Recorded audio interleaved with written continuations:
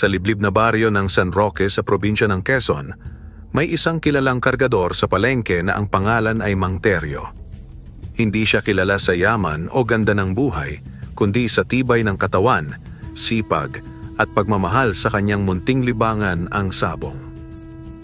Bawat Sabado, pagkatapos ng buo niyang linggong pagbubuhat ng sako ng bigas, gulay at kung ano-ano pa sa palengke, diretso siya sa sabungan, dala ang isa o dalawang panabong na inalagaan niya sa likod ng kanyang barong-barong. Kahit kapos, kahit kulang ang ulam sa hapag, hindi niya tinitipid ang pag-aalaga sa kanyang mga manok. Sabi niya nga, hindi ito bisyo. Ito ang pangarap kong makaalis sa kahirapan. Si Mang Teryo ay 52 taong gulang, may asawa at 2 anak, pero simula nang magkasakit ang kanyang misis, siya na lang ang kumakayod. Ang mga anak niya ay nasa high school na at umaasang makapagtapos ng pag-aaral. Ang tanging inaasahan nila ay ang kita sa pagkakargador at paminsang panalo sa sabong. Kadalasan, talo. Ngunit hindi nawawala ang pag-asa ni Mang Teryo. Isang hapon, habang pinapakain niya ang mga manok, may kakaibang nangyari. Bigla siyang napahinto. Napansin niya ang kulungan ng panabong na si General, ang kanyang pinakamatapang na manok. Nakita niya na may nakatayo roon na puting manok. Hindi ito galing sa kanya at siguradong hindi niya ito binili o pinalaki. Ang balahibo nito ay makintab, maputi na parang niebe. Ang mga mata nito ay kulay pula at ang tindig ay parabang isang hari. Tahimik lang ito, ngunit ang presensya nito ay nakakakilabot. "Anong ginagawa mo riyan?" tanong ni Mang Teryo sa manok, habang dahan-dahang lumalapit. Iniisip niya na baka naligaw lang mula sa kapitbahay. Ngunit nang lapitan niya ito, hindi ito tumakbo. Nakatayo lang ito, parang hinihintay siya. Sa ilalim ng liwanag ng huling sinag ng araw, tila may kumikislap sa mga mata ng manok. Kinabukasan, inikot ni Mang Teryo ang buong baryo. Tinanong ang mga kapitbahay kung may nawawala bang manok. Lahat ay umiling. "Wala namang may ganyang klaseng puting manok dito," sabi ni Aling Iday, ang tinderang mahilig din sa sabong. "At kung meron man, tiyak ipagyayabang na nila yan. Ganyan kaganda ang hitsura?" Walang gustong umako. Kaya napilitan si Mang Teryo na iuwi na ito, linisan ang kulungan at pakainin tulad ng iba pa niyang manok. Pinangalanan niya itong si Blanco. Pero may kakaibang nangyari matapos ang ilang araw. Si Blanco ay hindi lang mabilis matuto.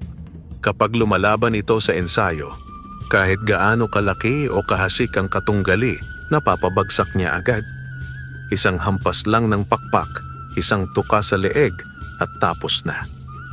Si Mang Teryo, na dati-rati halos palaging talo, ay biglang lumalakas ang loob.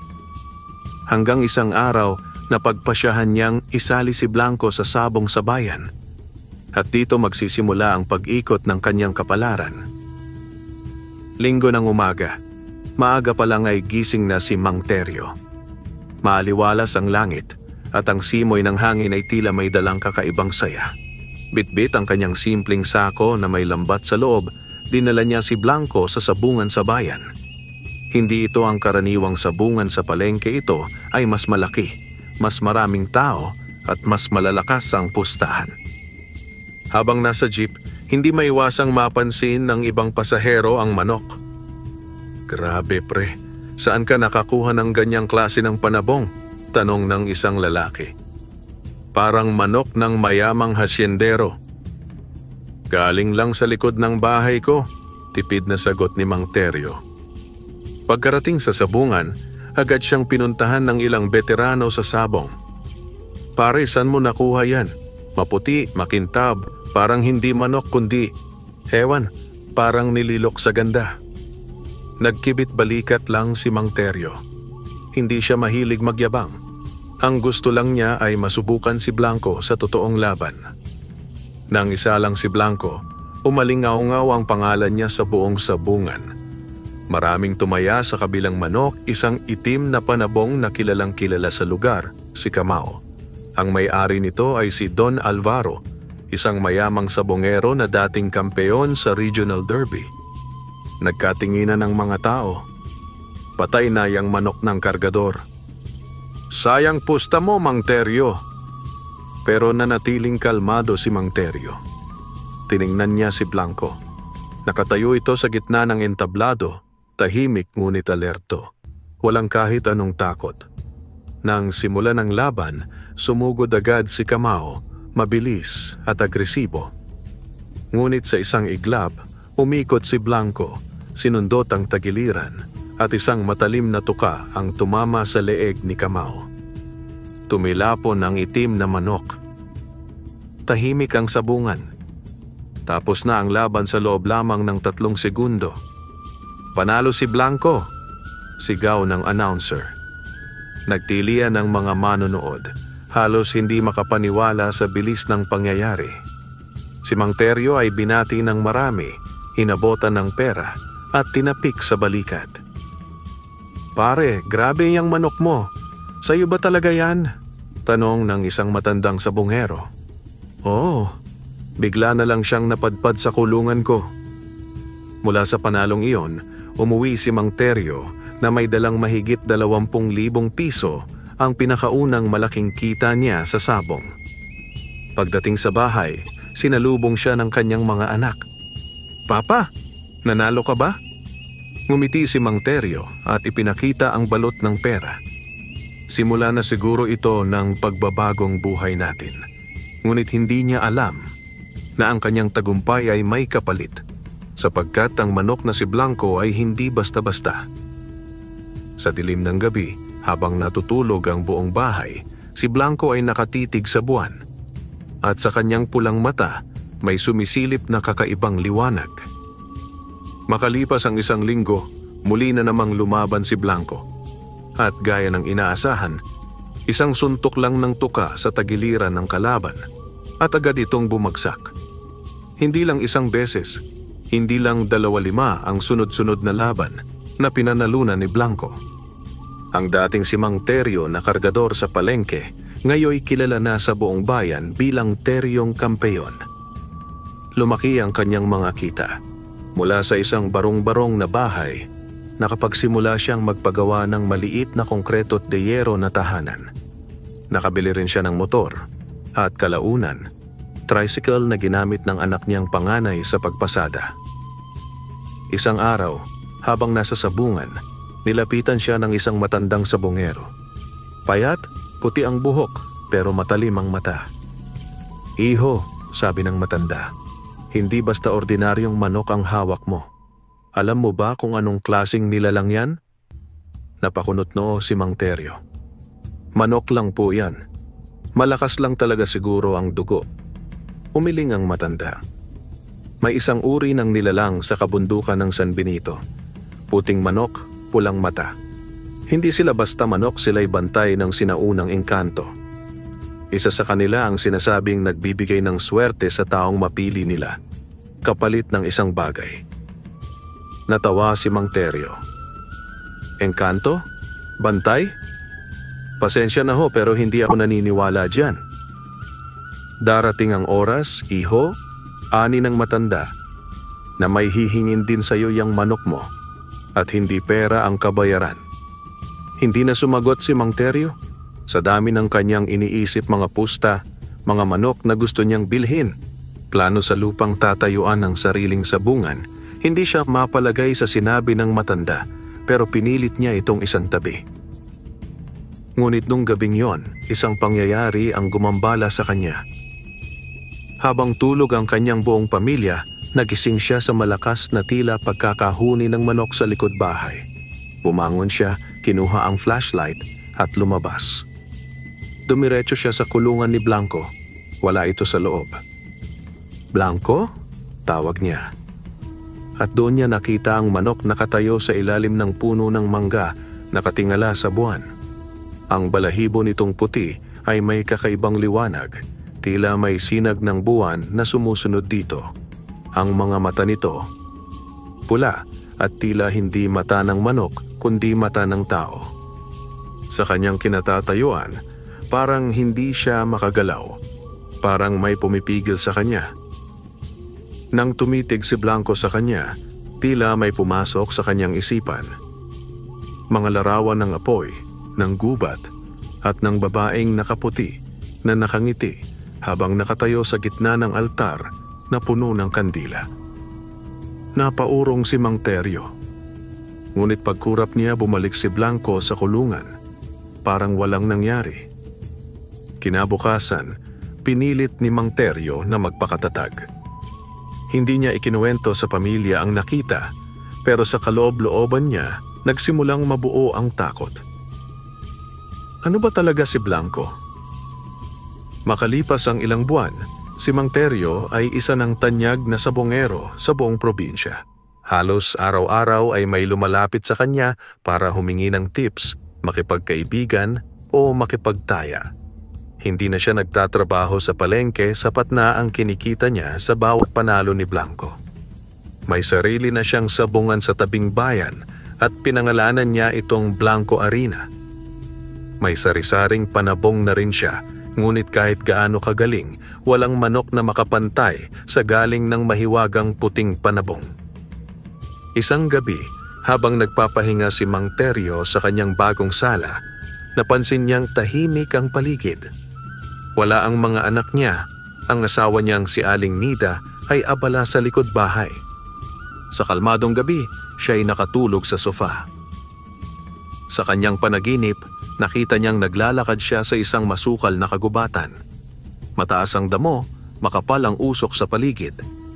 Sa gitna ng kakahuyan, may lumang altar na yari sa batong itinayo sa hugis bilog. Nasa gitna ang isang babae na may mahabang buhok, nakaputi, at may hawak na manok na kulay puti, si Blanco. Sa bawat biyayang binibigay ko, bulong ng babae sa kanyang panaginip, may kabayarang hindi maiiwasan. Ang hindi nagbibigay pugay, nawawala. Biglang dumilim ang paligid.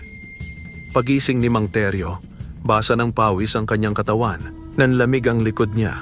Hindi na siya nakatulog. Sa isip niya, panaginip lang yon, panaginip lang.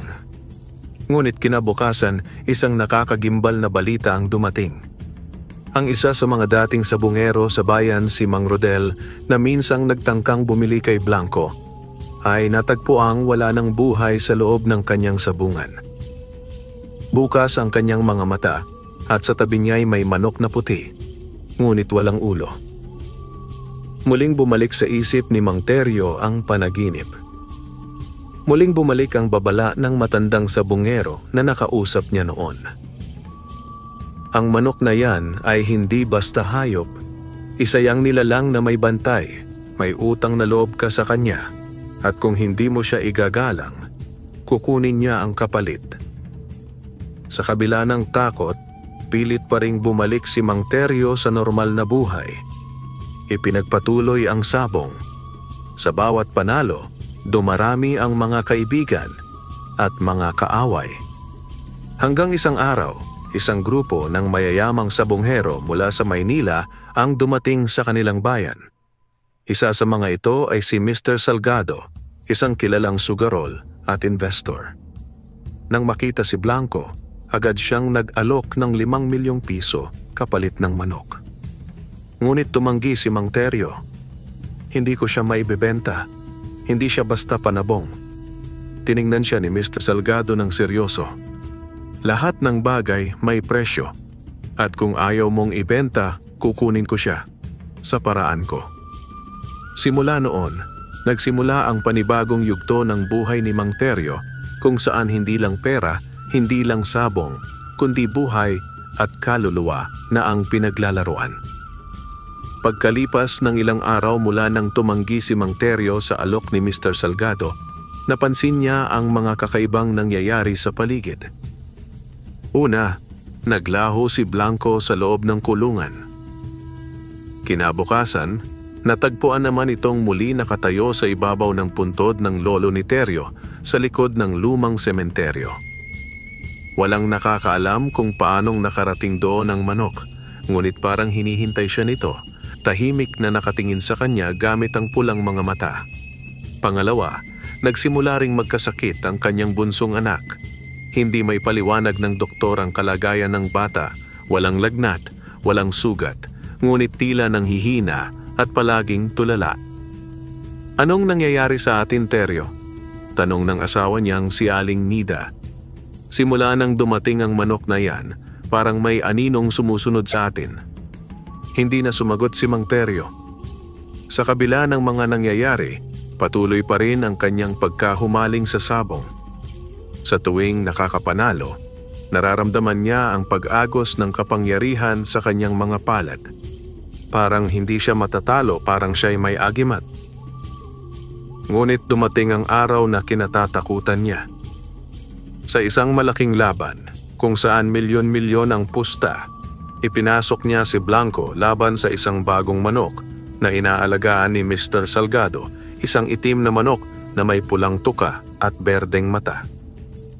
Sa unang sabong ng dalawa, tumahimik ang buong sabungan, parang nag-aabang ng sakuna. Biglang tumigil sa paggalaw si Blanco. Hindi lumaban, hindi gumalaw. Nagsigawan ang mga tao. Anong nangyayari? Bakit hindi lumalaban ang puti? Hanggang sa bigla itong tinuka ng itim sa mata at bumagsak ang dating walang talong manok sa unang pagkakataon. Hindi namatay, ngunit dumugo ang mata at tila nawala ang lakas. Muling natahimik ang lahat. At mula sa di kalayuan, nakita ni Mang Teryo si Mr. Salgado, nakatayo, nakangiti. Ngunit sa tabi nito, may isang babaeng nakaputi na hindi abot ng liwanag at nakatingin sa kanya na tila pamilyar. Pag-uwi ni Mang Teryo, isinugod niya si Blanco sa isang albularyo, isang matandang lalaki sa bundok ng San Benito. Dito, isinagawa ang isang kakaibang ritual. Hinawakan ng matanda ang manok at sinabing, "Hindi siya nawalan ng lakas, kinuha lang sandali ng kabilang panig. May labang spiritual ang nagaganap dito, Teryo. Ang bawat sabong na pinapanalunan mo ay may halagang binabayaran sa buhay, sa kapalaran at sa kaluluwa ng mga mahal mo." "Paano ko maililigtas ang pamilya ko?" tanong ni Teryo, nanginginig. "May kabayaran ang lahat, at sa huling laban mo, hindi manok ang isusugal mo, kundi ikaw." Ilang araw matapos ang pagkatalo ni Blanco, tuluyang nagbago ang takbo ng buhay ni Mang Teryo. Hindi na siya lumalabas ng bahay. Tila hinigop ng dilim ang dating masayang tahanan nila. Ang anak niyang si Junjun ay lalo pang nanghina at ang ilaw sa kanilang bahay ay madalas kusang namamatay tuwing sasapit ang 2:00 ng madaling araw. Isang hating gabi, dumating muli ang matandang albularyo na tinulungan nila noon. Wala itong paanyaya, basta na lang lumitaw sa labas ng kanilang pintuan, basang-basa at may dalang sako na may lamang mga tuyong dahon at uling. "Handa ka na bang sumubok, Teryo?" tanong ng matanda. "Ano pong ibig ninyong sabihin?" "Hindi ka lang basta sabongero ngayon. Napasok mo na ang mundo ng mga nilalang na hindi dapat ginagalaw. Kung gusto mong mabawi ang buhay ng anak mo at maalis ang sumpa ng manok na puti, kailangan mong sumailalim sa ritual ng pagsubok." Dinala siya ng matanda sa isang liblib na kuweba sa paanan ng bundok San Benito. Doon isinagawa ang ritual ng 4 na anino, isang sinaunang seremonyang ginagawa lamang ng mga tagapagbantay ng espiritu sa mga taong humahawak ng kapangyarihang hindi para sa kanila. Sa loob ng kuweba, pinaupo si Teryo sa gitna ng bilog na iginuhit gamit ang dugo ng tandang. Pinaikutan siya ng mga upos ng kandila, tuyo ng palaspas at balahibo ni Blanco. Sa gabing ito, haharapin mo ang 4 na nilalang na nakatali sa manok mo. Isa bawat sulok ng mundo. Ang duwending pula ng silangan, ang itim na matanda ng kanluran, ang babaeng walang mukha ng hilaga, at ang batang umiiyak ng timog. Isa-isang lumitaw ang mga nilalang sa paligid ni Teryo. Nagdilim ang loob ng kuweba. Umiikot ang hangin. Nanginginig si Teryo habang naririnig ang mga bulong, May humahatak sa kanyang isipan at may bumubulong sa kanyang pangalan. Terry, hindi ka na makakawala. Ngunit pinilit ni Mang Teryo na manatiling kalmado. Hawak niya sa kaliwang palad ang isang puting balahibo ni Blanco at sa kanang palad ang larawan ng kanyang anak. Hindi ko kailangan ng kayamanan kung kapalit nito ay ang buhay ng anak ko. Sigaw niya. Biglang lumiwanag ang bilog ng ritual. Pumunit ng hangin ang isang malakas na ihip ng bagyo sa loob ng kuweba. Isa-isang naglaho ang mga nilalang. Ngunit bago tuluyang lumisan, ang babaeng walang muka ay lumapit sa kanya at nag-iwan ng bulong. Ang manok mong puti ay hindi sayo. Siya ay alagad ng bantay ng pasugal. At kung gusto mong matapos ang lahat, kailangan mong ialay. Hindi siya, kundi ang sarili mong dugo. Nang makabalik sila ng albularyo sa bahay, nakatayo sa gitna ng bakuran si Blanco. Tahimik, malinis, parang walang nangyari. Pero paglapit ni Mang Teryo, nagbago ang ihip ng hangin. Ang manok ay biglang nagsalita gamit ang boses ng isang batang lalaki. Huling sabong na, Mang Teryo. Pagkatapos nito, babawiin na kita. Muling nagkagulo sa sabungan ng San Felipe. Ayon sa bulong-bulungan, babalik sa laban ang puting manok na walang talo, si Blanco, na sinasabing tinalo lamang dahil sa mahika negra. At ngayon, babangga ito sa isang bagong manok na may sariling kasaysayan ng kababalaghan. Si Diablo, ang itim na manok ni Mr. Salgado na may balahibong tila usok ng insenso at mata ng basag na salamin. Hating gabi na nang dumating si Mang Teryo sa sabungan, nakaputing kamiseta, nakaitim na sombrero, at may suot na agimat na binigay ng albularyo. Wala siyang kasamang handler. Siya mismo ang magdadala kay Blanco sa sabungan, tanda ng paglalaban hindi lang ng manok, kundi ng kanyang sariling kapalaran. Ang buong sabungan ay tila isang ritual na hindi para sa tao. Ang ilaw ay kumikislap. Ang mga manonood ay parang mga anino lang. At sa gitna ng sabungan, naghihintay si Mr. Salgado na nakangiti, nakaputing barong, ngunit ang mata ay itim na itim, parang walang kaluluwa. "Kumusta ka na, Teryo?"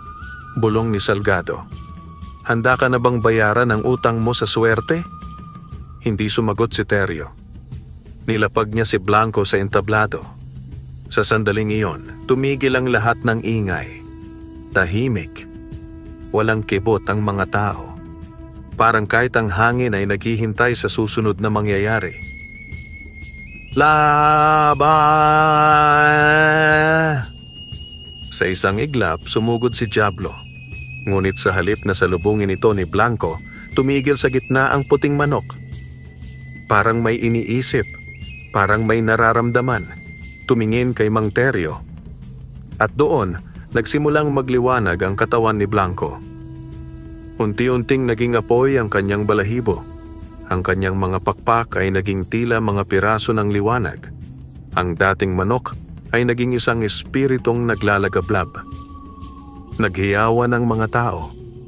Umangat sa ere si Blanco. Si Diablo, ang itim na manok ni Salgado, ay biglang sumabog sa itim na usok at naglaho. Napatakbo si Salgado sa takot, ngunit tinamaan ito ng kidlat mula sa kisame ng sabungan at bumulagta sa gitna ng entablado. Nang magbalik sa normal ang paligid, wala na si Blanco.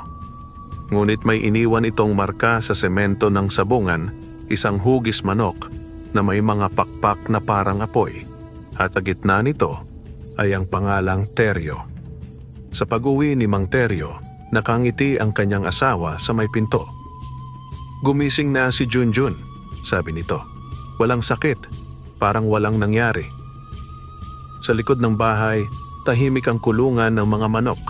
Wala na si Blanco, pero sa isang sulok, may tumutubong halaman, isang punong may puting balahibo ang mga dahon. Ngunit sa dulo ng baryo ng San Felipe, may bagong sabungan na itinayo. At ang unang labang ilalaban doon, Isang itim na manok na walang mata, ngunit lumilipad kahit walang pakpak. Lumipas ang ilang buwan. Tahimik na ang buhay ni Mang Teryo.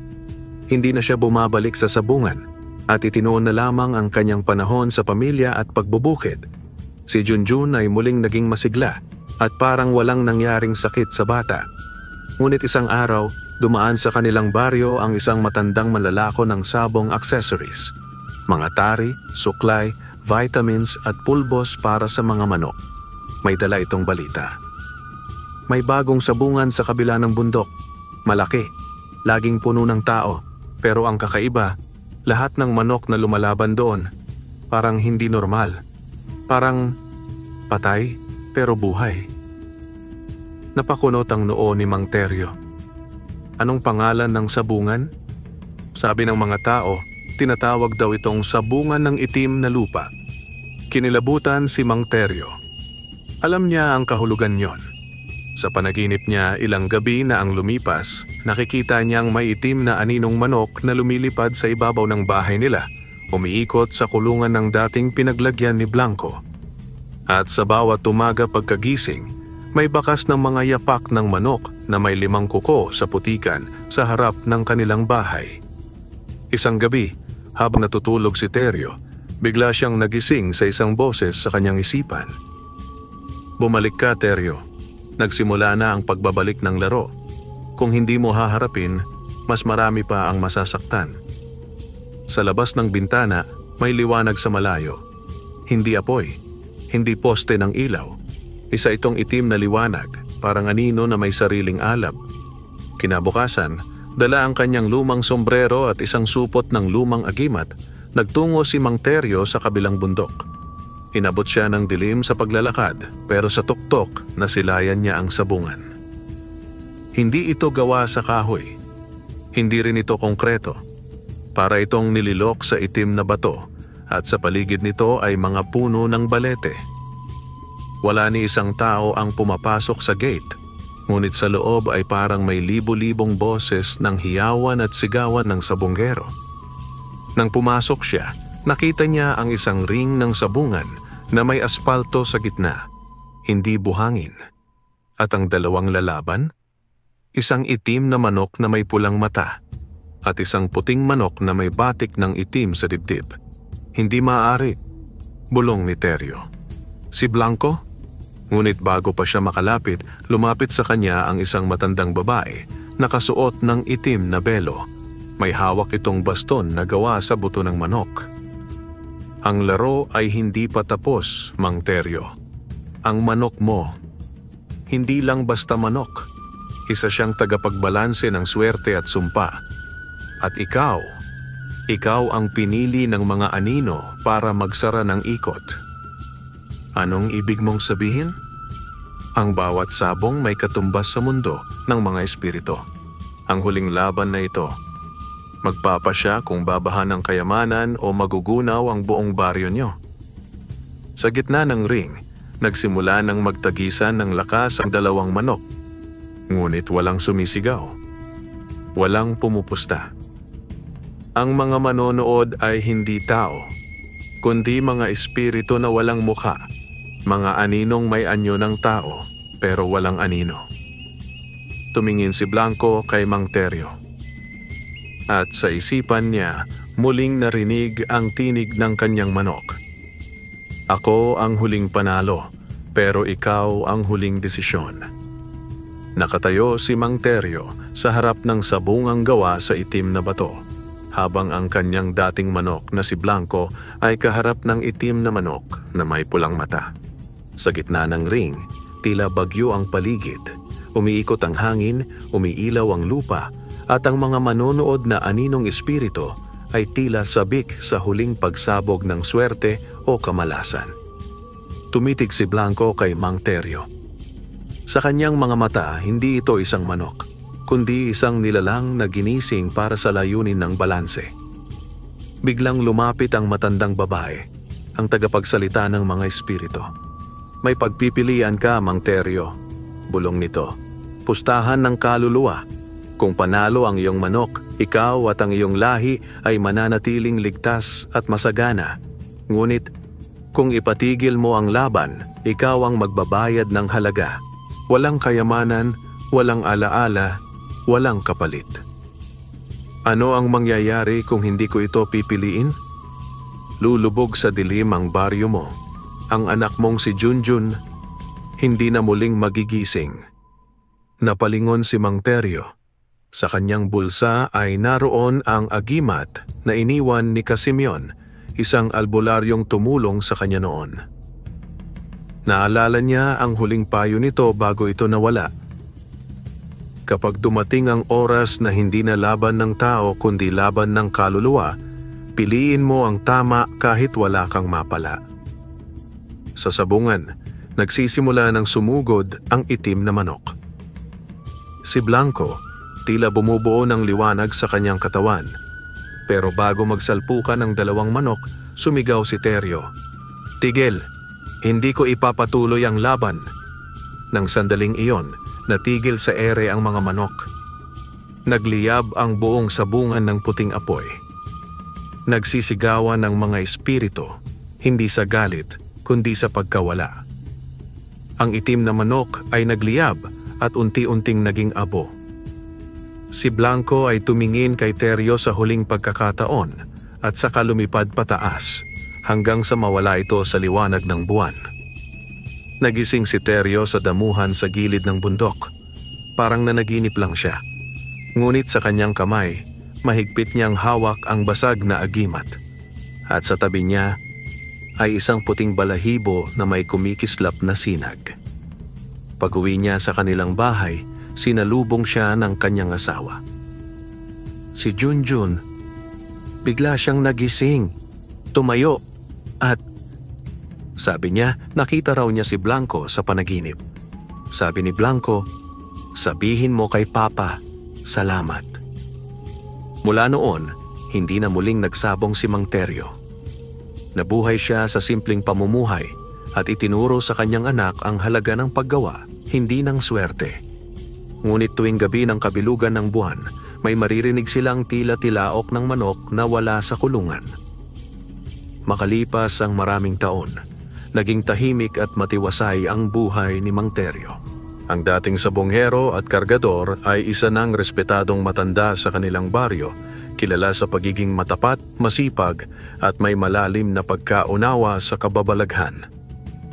Lumaki si Junjun bilang isang matalinong binata. Kahit hindi niya nasaksihan ang buong kasaysayan ng mahiwagang manok, ramdam niya ang bigat ng sinakripisyo ng kanyang ama. Lihim niyang iniingatan ng puting balahibo na iniwan ni Blanco, inilagay niya ito sa isang kwintas at palaging suot. Isang gabi ng kabilugan ng buwan, habang nagbabantay si Junjun sa bukid, narinig niyang muli ang tilaok ng isang manok sa kakahuyan malalim, malamig, ngunit pamilyar. Sa halip na matakot, nakaramdam siya ng kakaibang kapanatagan.